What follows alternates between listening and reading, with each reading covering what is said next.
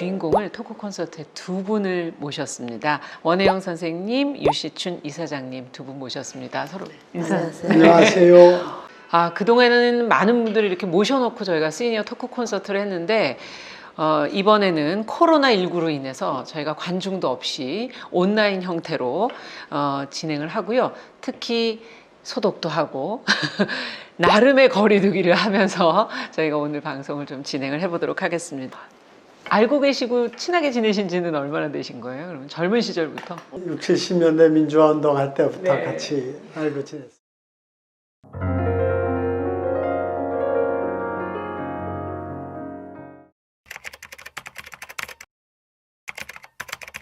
그렇다면 죽음을 언제 처음으로 이 본인의 문제가 될 수 있다는 그런 생각을 해보셨는지 얘기를 좀 들어보고 싶네요. 저는 한 7년 전에 제가 아주 가까이 지내고 아끼고 신뢰하던 후배의 죽음으로부터 죽음이 나의 문제로 체감이 되었어요. 이름은 김은숙이고요. 독재 정권, 살인 정권을 지원하는 미 행정부의 책임을 준열하게 물었던 5명의 청년들이 있었습니다. 그 중에 한 사람이었고요. 암 선고를 받고 1년 투병하다가 사망했는데 그 임종을 제가 했어요. 근데 임종 시간이 다가와서 저를 부르길래 햇살이 이렇게 창문을 통해서 비껴들어서 은숙이 발이 보이더라고. 이불 밖으로 나온 발이 보이는데 발이 뽀얗고 예쁜 아기발 같았어요. 그 장면이 굉장히 저희 뇌리에 깊이 남아 있는데 이런 것들이 이후에 오래 남아서 이 죽음이 바로 내일 모레 당장 나에게도 닥칠 수 있는 일이구나 하고 피부로 체감하게 된 계기였습니다. 좀 믿어지진 않네요. 그런 그 생생한 그 발과 죽음이라는 건 좀 너무 대비되는 것 같아서. 원혜영 의원님은? 많은 분들이 그렇게 느끼겠지만 제일 가까운 분의 죽음을 맞이하면서 죽음과 나의 관계를 생각하게 될 것 같아요.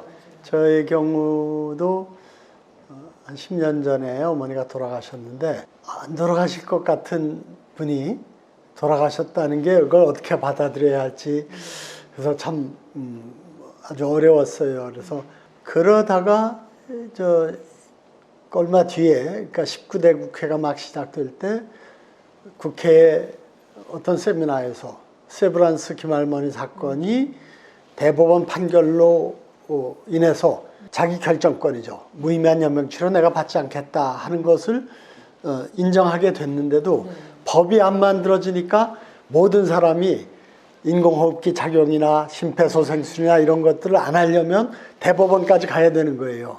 그래서 이 법을 빨리 만들어야겠구나 해서 여야 동료 의원들 30여 명이 힘을 모아가지고 국회 웰다잉 문화조성 국회의원 모임을 만들어서 호스피스와 연명의료에 대한 자기 결정권을 보장하는 법을 제정하게 됐어요. 지금 빠른 시일 내에 이게 확산돼서 100만 명 가까운 분이 나는 무의미한 연명치료는 받지 않겠다라고 서명을 하고 빠르게 확산되고 있습니다. 웰다잉의 문제가 저절로 해결되는 게 아니라 잘 준비를 해야지 웰다잉이 가능한 거구나 해서 웰다잉 운동을 제가 정계 은퇴 이후에 열심히 하겠다 이렇게 생각을 했습니다.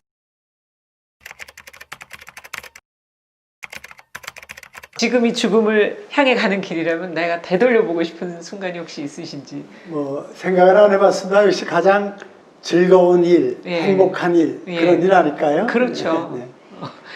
어떠세요? 저는 지금 그 순간이 온다면은 가장 먼저 떠오르는 행복한 시절은 아니었지만 제 인생에서 가장 강도 높은 노동과 그리고 가장 신념에 차 있었던 순간 기간이 언제냐면 그 고등학교 3학년 국어 교사를 하고 있다가 전두환 정권에 의해서 해직이 됐어요.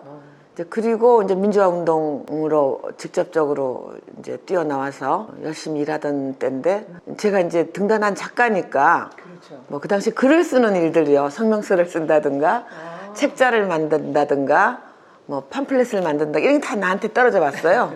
그래서 국민운동본부 상임집행위원으로 일을 했는데 그 한 3, 4년 시절이 제가 고등학교 3학년 가르치고 있어가지고 야자에 연교시 수업까지 하면은 일주일에 40시간을 수업을 할 때예요. 초인적인 힘을 발휘했을 때인데 꼬맹이는 둘이 있고요. 그리고 그때는 지금처럼 이렇게 핸드폰도 없어서 우리 의원님도 잘 아시지만 껄핏하면 밤새워 회의를 해요.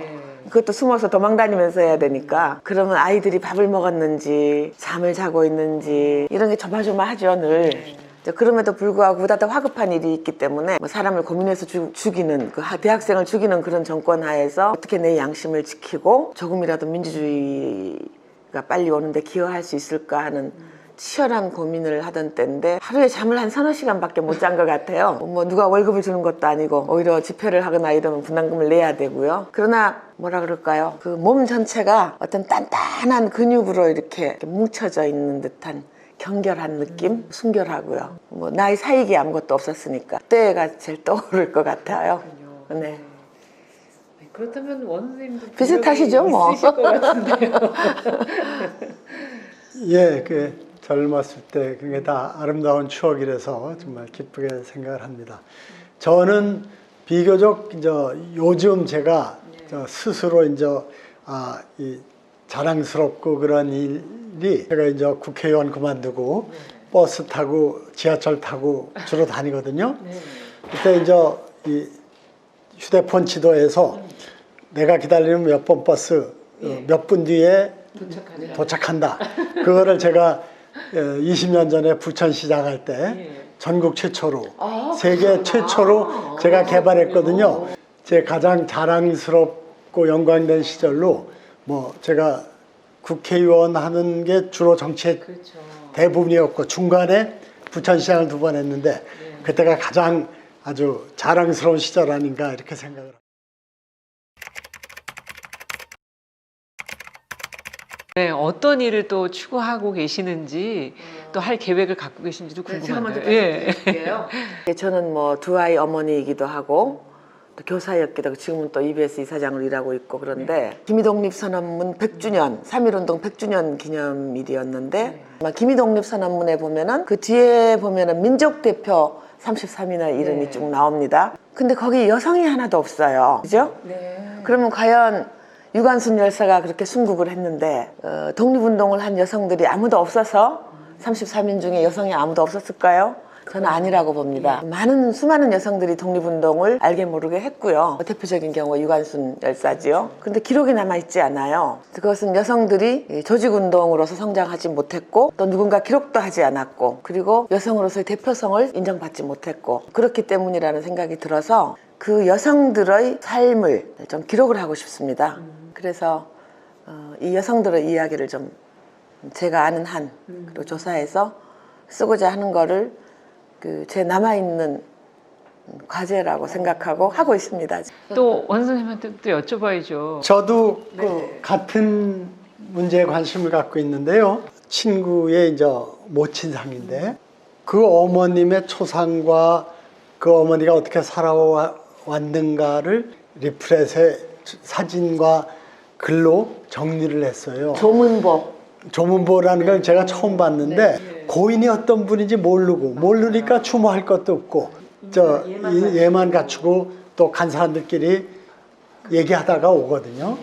조문을 가서 누굴 기다릴 때나 또는 혼자 있을 때 고인이 어떤 분인지를 이렇게 한번 간략하게나마 알게 되는 기회. 조문보를 만들어서 빈소에 온 분들이 고인을 추모할 수 있는 자료를 제공하자. 그러고 근데 문제는 조문보는 그분이 언제 돌아갈지 모르니까 또 미리 만들어 놓기도 힘들고 그래서 그러면 이 삶을 좀 어느 정도 마무리하는 단계 고령 또는 은퇴 시점의 분들의 그거를 우리가 생애보라고 이름을 붙여서 이분이 어떻게 살았는가를 소략하게나마 좀 정리를 해서 뭐 이를테면 칠순잔치나 무슨 뭐 미수잔치 이런 때 기념으로도 하고 또 그걸 자료화함으로써 나중에 손주나 그런 사람들이 우리 할아버지 할머니가 어떤 분인지 알게 하는 것이야말로 그 높은 사람, 유명한 사람들, 힘 있는 사람들의 역사가 아니라 평범하지만 열심히 일하고 정직하게 살아간 사람들의 역사로 이렇게 풍부하게 만들 수 있는 게 아닌가. 그런 걸 좀 생활 문화로 보급하는 게 좋겠다 해서 요즘 관심을 갖고 열심히 그 작업을 하고 있습니다.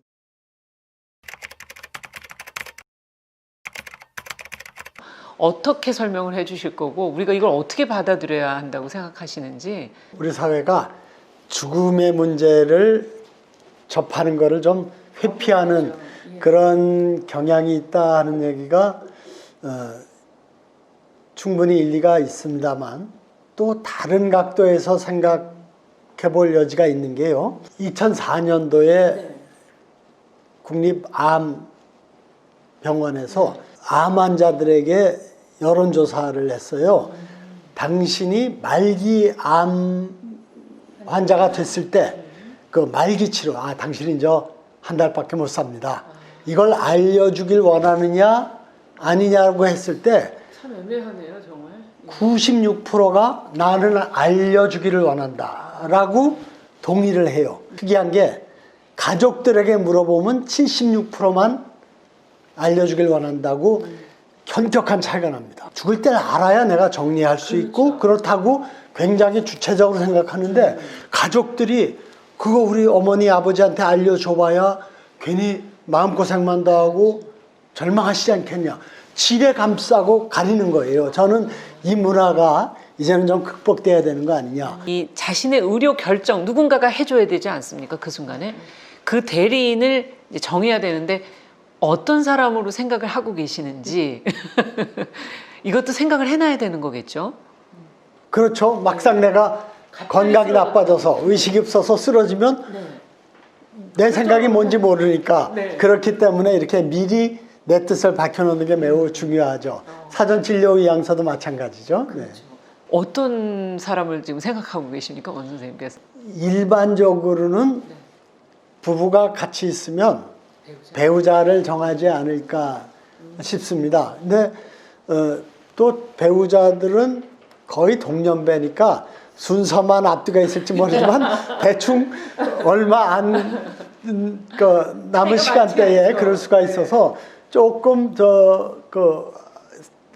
넓게 생각하면 꼭 직계 가족이 아닌 사람 중에서도 평소에 특히 이런 인생의 문제 또 죽음의 문제에 대해서 같이 얘기할 수 있는 그런 친구나 선후배가 있다면 그런 사람이 내 생각을 잘 아니까 이렇게 그런 사람을 후견인으로 대리인으로 정해놓는 것도 방법이다 그런 생각을 합니다. 어떻게 생각하세요? 저는 동생이 5 있어요. 근데 이제 그 태어나는 순서는 있어도 가는 순서는 하늘만 알기 때문에 알 수 없기는 하지만 그 동생에게 부탁하거나 아니면 또 친구처럼 지내는 아들에게 부탁하거나 아니면 뭐 저는 또 이 사회 활동을 하면서 사랑하는 그 후배들이 많이 있어요. 아까 서명숙을 비롯해서. 그래서 그 다행히 저는 이런 걸 부탁할 후견인이 많은 것 같아요. 저한테는. 이거를 미리 좀 정해야 되는 건가요? 정하고 그 얘기를 좀 해놔야 되는 건가요? 그 점에서 구체적으로도 조금 더 알고 싶네요. wishes, 우리 말로는 네. 5가지 소원, 소원을 작성하는 정하기. 거. 네. 그러니까 미국에서 아주 지금 활발하게 진행되고 있는 운동입니다.